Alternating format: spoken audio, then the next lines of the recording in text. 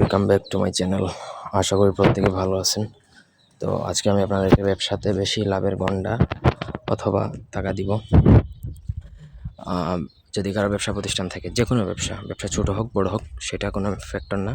আপনি ব্যবসাতে যদি অধিক লাভবান লাভ করতে চান বা কাস্টমার বাড়াতে চান, আপনার ব্যবসায় ছোটো ব্যবসাতেও কিন্তু অধিক আয় বরকত যদি চান, তাহলে আপনি যারা এই সপ্তাহ যা বীজ যন্ত্র টোটকা এগুলা বিলিভ করেন বা বিশ্বাস করেন তাদের জন্য। তো প্রত্যেকে পুরো ভিডিওটা প্রথম থেকে শেষ পর্যন্ত না টেনে দেখবেন, তাহলে বুঝতে পারবেন। আমি অত্যন্ত সংক্ষেপে ভিডিও দিই।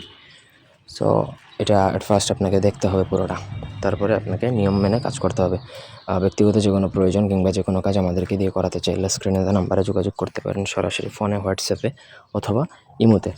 তো স্ক্রিনে দেখুন, এটা বাংলা নকশা, এটা সবার জন্য লেখা সহজ। উপরোক্ত যন্ত্র দুটি কাগজের উপর কেশরের কালি দ্বারা, মানে কেশরের কালি লাগবে, এবং কাগজের জায়গায় ভূষপাতা ব্যবহার করতে পারলে আরও ভালো।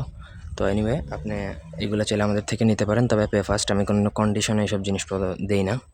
যাই হোক, তো আপনাকে ওই কেশরের কাগজ দ্বারা সোমবার দিন লিখবেন, সূর্য ওঠার আগে লিখবেন। তারপর পূজা করার পর আপনাকে এটা হিন্দু যন্ত্র, যার জন্য পূজা করতে হবে, যে কোনো তান্ত্রিক বা হিন্দু কোনো মানে সন্ন্যাসী যারা, তাদেরকে দিয়ে পূজা করে নেবেন। ঠিক আছে? পূজা করার পর একটা যন্ত্র ক্যাশ বাক্সে রাখবেন এবং দ্বিতীয় যন্ত্রটা তাবিজে পরে আপনাকে, মানে আপনার যার দোকানের মালিক যে, সে তার ডান হাতে মানে ধারণ করবে। এটাই হচ্ছে মূলত কাজ। এটা একটা দোকানের রাজমোহিনীর মতনই কাজ করে। এটার ফলে কাস্টমার আপনার প্রতি আকৃষ্ট হবে, আপনার দোকানের প্রতি আকৃষ্ট হবে, এবং আপনার যেই ব্যবসা প্রতিষ্ঠানই হোক না কেন, সেখানে অধিক পরিমাণ লাভবান হবেন এবং অধিক পরিমাণে বেচা কেনা হবে। আপনার যদি বেচা কেনা অধিক পরিমাণ হয়, সেক্ষেত্রে আপনি লাভবান হবেন, এটাই স্বাভাবিক। আশা করি বুঝাইতে পারছি। কোনো অংশ বুঝতে অসুবিধা থাকলে কমেন্ট করতে পারেন আমাদেরকে। ব্যক্তিগত কাজের জন্য বা যে কোনো প্রয়োজনে আমাদের সাথে যোগাযোগ করতে পারেন। ধন্যবাদ সবাইকে। আল্লাহ হাফেজ।